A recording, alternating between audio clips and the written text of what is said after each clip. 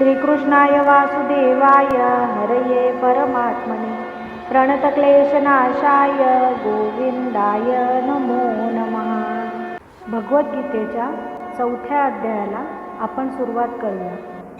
ज्ञान कर्म संन्यास योग।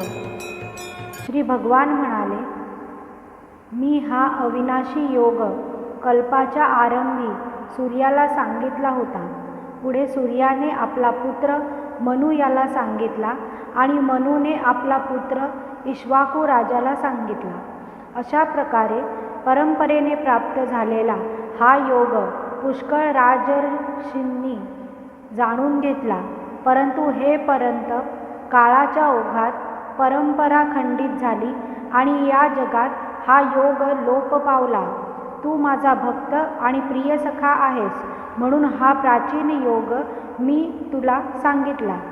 कारण हा योग अतिशय उत्तम आणि रहस्यमय अर्थात मार्मिक विषय आहे। अर्जुनाने विचारले, तुमचा जन्म तर हल्लीच झाला आहे आणि सूर्याचा जन्म अतिशय प्राचीन आहे। तुम्ही कल्पारंभी सूर्याला या योगाचा उपदेश केला होता, हे मी कसे समजावे? श्री भगवान म्हणाले, हे अर्जुन, तुझे आणि माझे पुष्कळ जन्म होऊन गेले आहेत। हे परंतप या सर्वांना तू जाणत नाहीस, पण मी जाणतो। मी अजन्मा, अविनाशी आणि सर्व भूत प्राण्यांचा ईश्वर असूनही आपल्या प्रकृतीचा आश्रय घेऊन स्वतःच्या योगमायेने साकार रूपात प्रकट होत असतो। जेव्हा जेव्हा धर्माचा ऱ्हास होतो आणि अधर्म वाढतो, तेव्हा तेव्हा हे भारत मी स्वतःला सगुण साकार रूपात लोकांसमोर प्रकट करतो।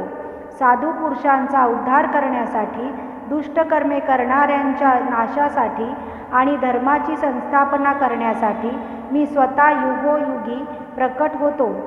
हे अर्जुन, माझा तो जन्म आणि कर्म दिव्य अर्थात निर्मळ व अलौकिक आहेत। असे जो मनुष्य तत्वता जाणतो, तो देहत्यागानंतर पुन्हा जन्माला येत नाही, तर मलाच प्राप्त होतो। आसक्ती, भय आणि क्रोध यातून सर्वथा मुक्त झालेले, पूर्णपणे मतपरायण झालेले, माझा आश्रय ग्रहण करणारे, आत्मज्ञानरूप तपश्चर्येने पवित्र झालेले असे बरेचसे पुरुष यापूर्वी सहजच माझ्या स्वरूपाला येऊन मिळाले आहेत, अर्थात मला प्राप्त झाले आहेत। जे मला जसे भजतात, मी सुद्धा त्यांना तसाच भजतो, अर्थात त्यांच्या भावनेनुरूप त्यांना फळ देतो।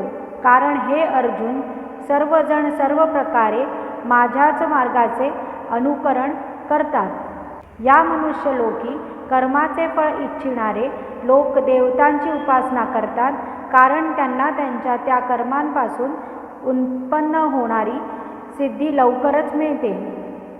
गुण व कर्म यांच्या भेदानुसार ब्राह्मण, क्षत्रिय, वैश्य व शूद्र असे 4 वर्ण माझ्याद्वारे उत्पन्न झाल्यात आहेत। अशा प्रकारे जरी मी त्या सृष्टी रचनादी कर्माचा करता असलो, तरी मज अविनाशी परमेश्वराला तू वास्तविक अकर्ताच जाण। मला कर्मफळांची आकांक्षा नसते, म्हणूनच कर्मे मला लिप्त करीत नाहीत। अशा प्रकारे जो मला तत्वता जाणतो, तो सुद्धा कर्मांनी बद्ध होत नाही। पूर्वीच्या मुमुक्षूंनीही याप्रमाणे जाणूनच कर्मे केली आहेत, म्हणून पूर्वजांनी पूर्वापार जसे कर्म केले तसेच कर्म तू कर। कर्म म्हणजे काय आणि अकर्म म्हणजे काय, याबाबत निर्णय घेताना बुद्धिमान पुरुषही गोंधळून जातात, म्हणून ते कर्माचे तत्व मी तुला व्यवस्थित समजावून सांगतो। ते जाणल्यावर तू अशुभातून अर्थात कर्मबंधनातून मुक्त होशील। कर्माचे स्वरूपही जाणले पाहिजे आणि अकर्माचे स्वरूपही जाणले पाहिजे, तसेच विकर्मांचे स्वरूपही जाणले पाहिजे, कारण कर्माची गती गहन आहे। जो सर्व कर्मे करीत असूनही वास्तविक आपण काही करीत नाही हे जाणतो, तसेच नैष्कर्म्य अंगी बाणूनही सर्व कर्मे उत्तम प्रकारे करतो, तोच मनुष्यांमध्ये बुद्धिमान आणि तोच योगी समजावा। तसेच त्याने काही न करताही सर्व काही केल्याप्रमाणेच आहे। ज्याची सर्व शास्त्रसंमत कर्मे कामनारहित व संकल्परहित असतात आणि ज्याची सर्व कर्मे ज्ञानरूपी अग्नीद्वारे भस्म झाली आहेत, त्या महापुरुषाला ज्ञानीजनही पंडित म्हणतात. जो पुरुष सर्व कर्मे व त्यांच्या फळाच्या आसक्तीचा सर्वथा त्याग करतो, संसारिक आश्रयापासून रहित झालेला आहे आणि परमात्म्यातच सदैव तृप्त आहे, तो उत्तम प्रकारे कर्म करत असूनही वास्तविक काहीच करत नाही. ज्याने आपले शरीर व अंतःकरण वश केले आहे आणि सर्व भोग साधनांचा त्याग केला आहे, असा आशारहित पुरुष केवळ शरीराने होणारी कर्मे करीत असला तरी त्यांचा दोष त्याला लागत नाही. कोणत्याही इच्छेविना आपोआप जे काही प्राप्त होईल त्यातच सदैव संतुष्ट असणारा, हर्ष शोकादी द्वंद्वांच्या पलीकडे गेलेला, निर्मत्सर अर्थात ईर्ष्यारहित आणि कार्याच्या सिद्धी असिद्धीत सम राहणारा कर्मयोगी कर्मे करूनही कर्मबंधनात पडत नाही, ज्याची आसक्ती सर्वथा नष्ट झाली आहे, जो देहाभिमान व ममतारहित झाला आहे, ज्याचे चित्त निरंतर परमात्म्याच्या ज्ञानात स्थित आहे, असा मुक्त पुरुष यथासांग यज्ञाधिक कर्मे करीत असला तरी ती सर्व कर्मे विलीन होतात.